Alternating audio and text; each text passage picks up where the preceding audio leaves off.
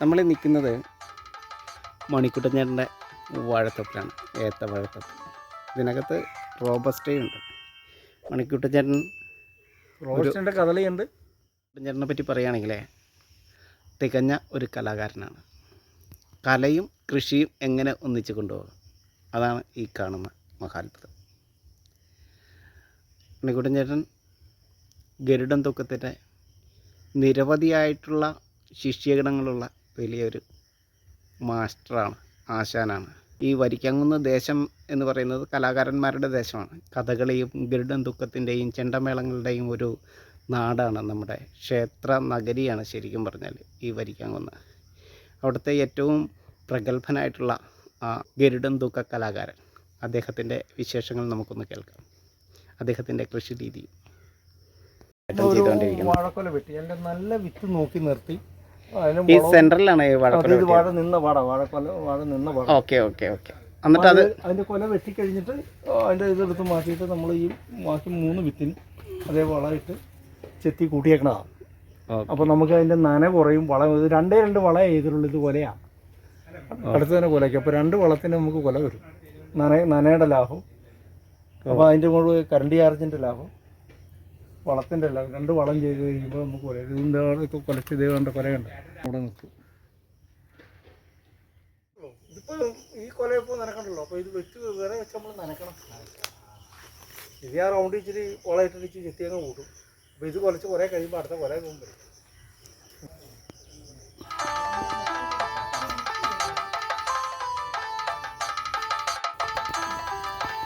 ഒരു ചുവട്ടിൽ തന്നെ 2-3 വാഴകളുമായിട്ട് ഒരു പുതിയ കൃഷി രീതി, ഒരു പുതിയ വാഴ കൃഷിയുടെ രീതി നമുക്ക് കാണാം. ഇത് മണിക്കുട്ടൻ ചേട്ടൻ്റെ വാഴത്തോപ്പാണ്. രഞ്ജൻ എന്ന് പറഞ്ഞ സുഹൃത്ത്, ഞങ്ങൾ ഒരുമിച്ച് കൂടി കൃഷിയൊക്കെ ചെയ്യണതാണ്. പുള്ളിക്ക് അവാർഡൊക്കെ കിട്ടിയിട്ടുണ്ട്. എന്നുവെച്ചാൽ പുള്ളിക്ക് കോഴി ഫാമുണ്ട്, അല്ലെങ്കിൽ നെൽപ്പാടങ്ങളുണ്ട്, അതേപോലെ തന്നെ കപ്പയുണ്ട്, വാഴയുണ്ട്, ചേനയുണ്ട്. അങ്ങനെ ഒത്തിരി കൃഷികളുള്ള ആളാണ് പുള്ളിക്ക്. ഇവിടെ നമ്മുടെ കൃഷിഭവനിലൊക്കെ അവാർഡൊക്കെ കിട്ടിയിട്ടുള്ള. നമുക്കൊരു ദിവസം പരിചയപ്പെടാം, നമുക്കൊന്നിച്ച് പോകാം. ഒരു ദിവസം ഒന്ന് പരിചയപ്പെടാം, നമുക്ക് പോവാം. സുഹൃത്തു പോവാം. നല്ല കൃഷിക്കാരനാണ്, അധ്വാനിയാണ്. ഇതിനുള്ള മാർക്കറ്റ് എവിടെയാണ് കണ്ടെത്തുന്നത്? നമ്മുടെ ഈ ഇത് നമ്മൾ വെച്ചാൽ മാർക്കറ്റിൽ കൊണ്ട് കൊടുത്തു കഴിഞ്ഞാൽ ഒരു അന്നാരത്തെ ഒരു വില കിട്ടുള്ളൂ. നമ്മൾ മിക്കവാറും 1-2 ഒക്കെ ഇവിടെ കടകളിലാണ് കൊണ്ട് കൊടുക്കുക. മാർക്കറ്റിൽ കൊണ്ട് കൊടുത്താൽ അവരെല്ലാം കൊണ്ടും കച്ചവടക്കാരല്ലേ, അവർക്കൊരു ധാരണയുണ്ട്. ആ ധാരണ വെച്ച് നമുക്ക് വില തരുള്ളൂ. അതാണ് നമ്മുടെ വെല്ലുവിളി. അതുപോലെ തന്നെ കപ്പയൊക്കെ ഞാൻ തന്നെ പറിച്ച് എവിടെയെങ്കിലുമൊക്കെ ഇരുന്ന് തൂക്കി വിൽക്കും. കാരണം അന്നെങ്കിൽ നമുക്ക് അതിൻ്റെ മുതൽ കിട്ടുള്ളൂ. അവർ വിൽക്കണവർ നമുക്ക് 15 രൂപ വെച്ച് തന്നാൽ അവർ 30 രൂപയ്ക്ക് വിൽക്കും. ഒരു വർഷത്തിൻ്റെ അടുത്ത് വേണം ഒരു കപ്പയുടെ കുറേ നമ്മൾ നടന്നാൽ ഇത് പറിക്കാൻ പറ്റുള്ളൂ. അവർക്ക് ഒറ്റ ദിവസം കൊണ്ട് 15 രൂപ കിട്ടും, നമുക്ക് ഒരു വർഷം കൊണ്ട് 15 രൂപ കിട്ടും. അതാണ് ഇടനിലക്കാരുടെ ഒരു ഗുണം. ഇത്തവണ കപ്പ ചെയ്തിട്ടുണ്ട് നമ്മൾ പറിക്കാൻ ചിറക്ക അമ്പലത്തിൻ്റെ കയ്യിലോട്ടാക്കാൻ. അദ്ദേഹം ചിറക്കലമ്പലത്തിൻ്റെ ഭക്തനും കൂടിയാണ്. അപ്പോൾ കലാകാരനാണ്. ഒരു ശരിക്കും പറഞ്ഞാൽ പ്രകൃതിയെ സ്നേഹിക്കുന്ന അത്ര മനോഹരമായിട്ടുള്ള ഒരു ലാൻഡാണെന്നറിയാം നമ്മൾ ഈ നിൽക്കുന്നത്. ഇത് മൂവാറ്റുപുഴയാറാണ് ഈ കാണുന്നത്. ഇവിടെ നിന്നാൽ തന്നെ നമുക്ക് ആരോഗ്യം കിട്ടും. അത്രയും ഒരു വാഴയിൽ നിന്ന് ഒരു വാഴ അവിടെ നിന്ന് കുലച്ച് അതിൻ്റെ 3 വിത്തും നിർത്തിയിട്ട് ചേട്ടൻ ചെയ്തേക്കുന്നതാണ്. ആ 3 വിത്തും ഒരുപോലെ കണ്ടോ. മണിക്കുട്ടൻ ചേട്ടൻ അദ്ദേഹത്തിൻ്റെ കൃഷിയിടം അതാണ് നമ്മളിപ്പോൾ കണ്ടത്. അദ്ദേഹത്തിൻ്റെ 2 വാക്കുകൾ. നമ്മൾ കൃഷി ചെയ്യണം, പാട്ടത്തിനെടുത്ത കൃഷിയാണ്. നമുക്ക് സ്ഥലം അങ്ങനെ ഇല്ല, എനിക്ക് 12 സെൻറ്റ് സ്ഥലമില്ലേ. പക്ഷേ പാട്ടത്തിനെടുത്താൽ ചെയ്യണം. എന്നാലും നമുക്ക് കൃഷി ചെയ്ത് കഴിഞ്ഞാൽ നമുക്ക് എപ്പോഴും നമ്മുടെ കയ്യിൽ ഇച്ചിരി പൈസ ഉണ്ടാവും. മെയിൻ കൃഷിക്കാരത്ത് ഒരു കൃഷി തന്നെയല്ല, കപ്പ, എനിക്ക് കപ്പയുണ്ട്, വാഴയുണ്ട്, ഉണ്ട്. അപ്പം നമ്മുടെ കയ്യിൽ എപ്പോഴും 10 പൈസ ഉണ്ടാകും. നമ്മുടെ കഷ്ടപ്പാടിൻ്റെ അനുസരിച്ചുള്ള ഗുണങ്ങൾ നമുക്കുണ്ടാകും. അത് തന്നെ നല്ല ആഹാരം കഴിക്കാൻ പറ്റും. അധികം വിഷം ചേർന്ന വാഴയാണെങ്കിലും വാഴയ്ക്ക് മരുന്നടിക്കണവർ, വാഴക്കൊലയ്ക്ക് മരുന്നടിക്കുന്നവരുണ്ട് വാഴയുടെ നല്ല ഗുണത്തിന് വേണ്ടി. പക്ഷേ അത് നമുക്ക് കഴിക്കുമ്പം വിഷാംശം കലർന്ന സാധനമാണ് നമ്മൾ കൂടുതലും കഴിക്കുന്നത്. ഇതാകുമ്പോൾ നമുക്ക് സ്വന്തമായിട്ട് കൃഷി ചെയ്യുമ്പോൾ നമുക്ക് ഒരു കൊല പഴിപ്പിച്ചാലും വീട്ടിൽ കഴിക്കാനാണെങ്കിലും കഴിക്കാൻ പറ്റും സ്വന്തമായിട്ട് കൃഷി ചെയ്താൽ. പാട്ടത്തിനടുത്താണ് കൃഷി ചെയ്യണത്. പിന്നെ നമ്മൾ മറ്റ് മേഖലയിലൊക്കെ ഉണ്ട്, കലാരംഗത്തൊക്കെ ഉള്ള ആളാണ്. എത്ര കുട്ടികളെ പഠിപ്പിക്കുന്നുണ്ട് ഇപ്പം? ഇപ്പം നിലവിൽ 13 പിള്ളേർ വീട്ടിൽ പഠിക്കുന്നുണ്ട്. ഡിസംബർ 27-ന് അരങ്ങേറ്റമാണ് 11 പിള്ളേരുടെ. അരയങ്കാവ് അമ്പലത്തിൽ വെച്ചാണ് അരങ്ങേറ്റം. 41-ൻ്റെ പിറ്റേ ദിവസം. ഏകദേശം ഇപ്പം ഈ നാട്ടിൽ അങ്ങ് എത്ര കുട്ടികളെ പഠിപ്പിച്ചിട്ടുണ്ടാകും? എത്ര കലാകാരന്മാരെ ഈ മേഖലയിൽ? ഞാൻ 174 പേര് നമ്മൾ വീട്ടിൽ ദക്ഷിണ വെച്ച് പരിപാടി തുടങ്ങിയിട്ടുണ്ട്. അതിലിപ്പോൾ മുഴുവനും പേരൊന്നും അരങ്ങേറിയിട്ടില്ല. അരങ്ങേറിയത് ഒരു 76 പിള്ളേർ അരങ്ങേറിയിട്ടുള്ളൂ. അതിലിപ്പോൾ പോണത് 40-45 പിള്ളേർ പരിപാടിക്ക് പോകണുണ്ട്. അങ്ങ് എത്ര വർഷമായി ഈ കലാരംഗത്ത്? ഞാൻ 49ാമത്തെ വർഷമാണ്. ഏതെങ്കിലും ഒരു പുരസ്കാരമോ അംഗീകാരമോ നമ്മൾ നാടറിഞ്ഞിട്ട് നമുക്ക് അരയങ്കാവ് അമ്പലത്തിൽ വെച്ച് അവിടുന്ന് ഒരു പൊന്നാട കിട്ടിയിട്ടുണ്ട്. പിന്നെ മരിക്കാമെന്ന് വായനശാലയിൽ നിന്നൊരു പൊന്നാട, പിന്നെ തിരുവഞ്ചൂർ അവിടെ നിന്നൊരു പൊന്നാട കിട്ടിയിട്ടുണ്ട്. അതൊരു അംഗീകാരം നാട്ടിലാണ് നമ്മൾ കാണുന്നത്. തീർച്ചയായിട്ടും അങ്ങ് ഇത് ഒന്നാമത് അന്യം നിന്നുകൊണ്ടിരിക്കുന്ന ഒരു കലാരൂപമാണ്. ഇപ്പോൾ എന്ന് വെച്ചാൽ പുതിയ പിള്ളേർക്ക് അതിൽ കൂടുതലും വരാൻ ആഗ്രഹമുള്ളവരുണ്ട്, വീട്ടിലെ കാരണവന്മാർ വിടാൻ ബുദ്ധിമുട്ട് ഉള്ളവരുമുണ്ട്. അതിൻ്റെ മെയിൻ ഒന്നാമത്തെ കാര്യം ഇപ്പം ഗരുഡംപറവ എന്ന് പറയുമ്പോൾ പൊതുവായിട്ട് പറയുമ്പോൾ ആൾക്കാർ ഇത് മദ്യപാനികളുടെ ഒരു കലയാണെന്നുള്ളൊരു രീതിയാണ്. എന്നുവെച്ചാൽ അങ്ങനെ ഒരു സമ്പ്രദായം കൊണ്ടുവരുന്നുണ്ട്.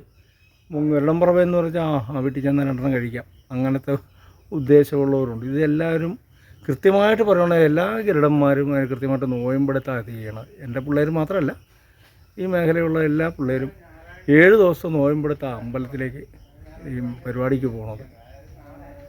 ചെണ്ടമേളം കലാകാരന്മാരാണേലും 90% ഇത് കഴിക്കണവരുണ്ട്, കഴിക്കാത്തവർ ഇഷ്ടംപോലെ ആൾക്കാരുണ്ട്.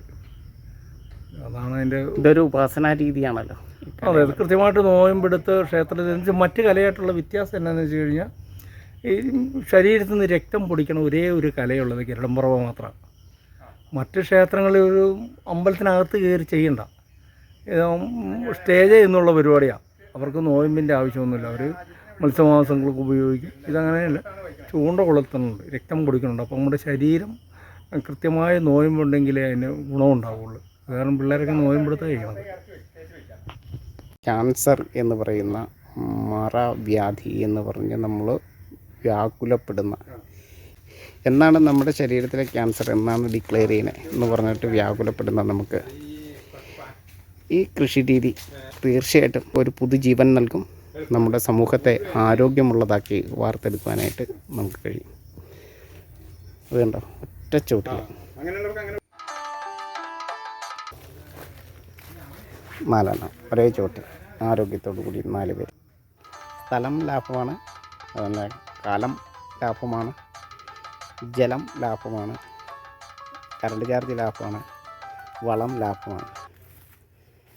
കൃഷി വളരെ ഉത്സാഹത്തോടെ ചെയ്യുവാനായിട്ട് ഈ പുതിയ കൃഷി രീതി അത് നമ്മളെ സഹായിക്കും. കൃഷിക്കാർക്ക് വേണ്ടിയിട്ട് എന്താണ് ചെയ്തു തരേണ്ടത് ഗവൺമെൻറ് എന്ന് ഗവൺമെൻറ് ഒരു ദിവസം വന്ന് ചോദിക്കുകയാണെന്ന് വയ്ക്കുക, അപ്പോൾ നമ്മൾ എന്തായിരിക്കും പറയുക? കൃഷിക്കാർക്ക് വേണ്ടി എന്ത് ചെയ്തു തരുന്നെന്നുള്ള ചോദിക്കുന്നതിന് മുമ്പ് ഈ ഗവൺമെൻറ് ഈ വിദേശ രാജ്യങ്ങളിൽ, തൊട്ടടുത്തുള്ള വിദേശ രാജ്യങ്ങളിലൊക്കെ ഒന്ന് അറിയാൻ മേലഞ്ഞിട്ടല്ല, ഒന്ന് അന്വേഷിച്ചറിയാം അവിടെ കൃഷിക്കാരെ എന്തുമാത്രം പ്രോത്സാഹിപ്പിക്കുന്നുള്ളവർ. തൊട്ടടുത്ത സ്റ്റേറ്റ്, അതായത് തമിഴ്നാട്ടിൽ എനിക്ക് തമിഴ്നാട്ടിൽ കൃഷി ഉണ്ടായിരുന്ന ഒരാളാണ്. അവിടെ ഏത് പാതിരാത്രിക്ക് വിളിച്ചാലും കൃഷി ഓഫീസർ പിറ്റേ ദിവസം രാവിലെ നമ്മൾ വരുന്നതിന് മുമ്പ് അവരൊന്ന് തരും. അവിടെ എല്ലാം ഫ്രീ ആണ്, അതായത് വെള്ളം ഫ്രീ, കറണ്ട് ഫ്രീ, മറ്റേ ഈ സബ്സിഡികളും കാര്യങ്ങളും ഒക്കെ ഉണ്ട് അവിടെ. ഞാൻ സൗദി അറേബ്യയിൽ ഒരു 4 വർഷം ഉണ്ടായിരുന്ന ആളാണ്. സൗദി അറേബ്യയിൽ അവിടുത്തെ ഞായറാഴ്ച എന്ന് ഇവിടുത്തെ വെള്ളിയാഴ്ച ദിവസം ഞാൻ തോട്ടങ്ങളിൽ പോകാറുണ്ട്. കൃഷി ഇഷ്ടമുള്ള കാരണം പോകണം.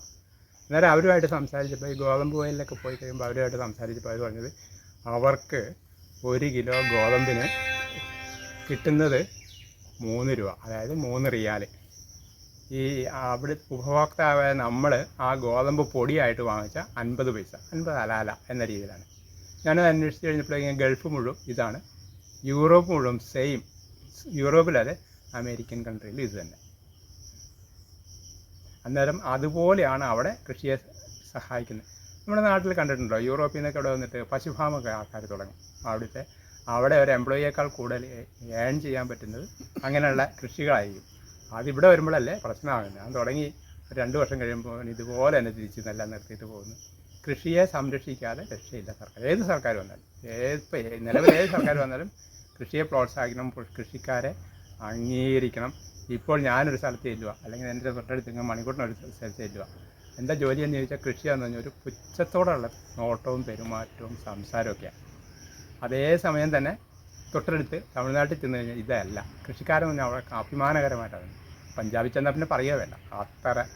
പുതിയ പിള്ളേരുടെ കുട്ടികളോട് പറയാനുള്ള കൃഷി ചെയ്യണം. കൃഷി ചെയ്താൽ ഒരു കൃഷി പോരാ, പലതരത്തിലുള്ള കൃഷി ചെയ്യണം. കപ്പ, വാഴ, നെല്ല്, അങ്ങനെ ആടോ പോത്തോ പന്നിയോ, അങ്ങനെ പല കൃഷി ചെയ്തെങ്കിൽ നമ്മുടെ കയ്യിൽ എപ്പോഴും നമ്മുടെ ഈ പൈസ ഉണ്ടാവും. നമുക്ക് ഒരു ബുദ്ധിമുട്ടുണ്ടായാലും ഒരു തരത്തിലുള്ള കൃഷി. വാഴയുടെ സീസൺ കഴിയുമ്പോൾ കപ്പ പറിക്കാം, കപ്പയുടെ കഴിയുമ്പോഴത്തേക്കും നെൽകൃഷിയുടെ നമുക്ക് വരുമാനവും. അതേപോലെ നമ്മൾ കഷ്ടപ്പെട്ടാൽ ഒരിക്കലും ഭൂമി നമ്മളെ ചതിക്കുകയില്ല. അത് കറക്റ്റായ കാര്യമാണ്. അല്ല നമ്മളെന്നാ പറയുക, ഇവിടെ കഷ്ടപ്പെടുക പാടാം. ഇവിടുന്ന് പുറത്ത് പോയി കഴിഞ്ഞാൽ കുസ്മാലിനെയും കൊറണേനും കുഴപ്പമില്ല. നാട്ടിൽ എന്തെങ്കിലും പണി ചെയ്യാൻ ഭയങ്കര പാടാണ്.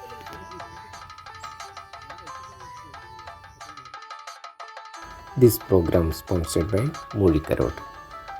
കമ്പനി വഴിക്ക് ഫർണിച്ചർ നമുക്ക് സ്വന്തമാക്കാം. Star furniture Vadakara.